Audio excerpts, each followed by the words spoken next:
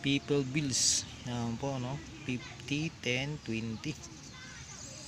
Yan po, ito po yung mga people bills na ito ay lumang-luma, no? Ginagamit po natin ito nung kasalukuyan, no? Yan, ang nakalagay po naman po dito, yan yung kapanahunan pa po ni ito, no? Ni Gloria Macapagal Arroyo, no? Yan po dito, yan. Ito po mga guys ay talaga pong hinahanap po ito ng ating mga kaibigang coin collector. Lalo po yung good condition lamang po, ha. Huwag kayong mag-alok na wala na po sa condition yung people bills nyo po. Yan. Alam nyo po ito mga guys, yan.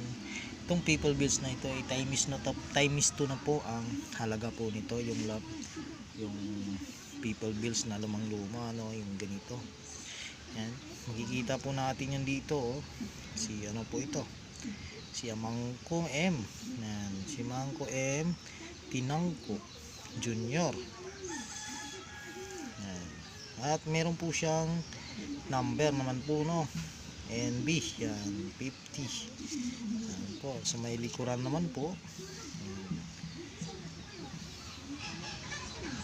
Ito ang dapat po natin hanapin, no? Sa mga ganitong uri ng people bills, no? 50, 20 o 10. Pero nga po yung ito nakikita nyo 50, 10, 20 ay mataas po ang value po nito, na nung nakaraan 700 pesos, 750 bawat isa. Pero ngayon po ay times 2 na po, no? Nasa 1.5 na po ang halaga po sa bawat isa. Yan. Tsaka yung 10, yan, 10 bills din po tayo. Dito lang po tayo sa 10 bills, no? Joseph, yan, Joseph E. Yan, Izarcito Estrada. Yan, Pangulo po yan ng Pilipinas, no? Yung merong taon po natin, makikita po natin yung taon 1999, no? 1999 po yan. Yan, tingnan niyo lang po yung coins na ito, yung people bills na ito ay napakaganda pa po. Yan, ito naman po yung 10 na ito ay banknote. Yan, nakikita po natin yung star dito, meron po siyang star. Yan, banknote po yan, ang ibig sabihin po yan. Yan po, no? Yan, nakikita po natin yung bills po natin, no? Napakaganda pa po. At sa likuran naman po mga guys, yan, makikita din po natin yan sa may likuran nya. Yan, naalala ko po nung bata pa ako, nakahawak na po ako nito, no?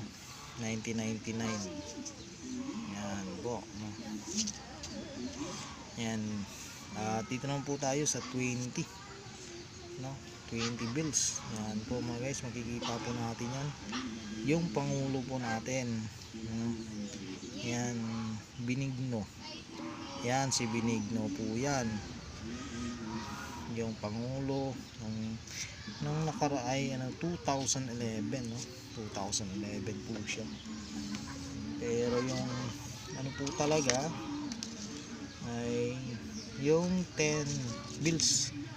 Yan, yung 10 bills po ay 1999 po ito. Yan yung 10 bills.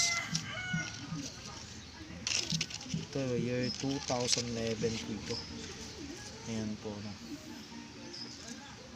Yan po, no? Sana po nakapagbigay po ako sa inyo ng detalye tungkol po sa mga people bills na meron ng mga halaga times 2 na po ito. Yan po mga guys, salamat po sa lahat and God bless po.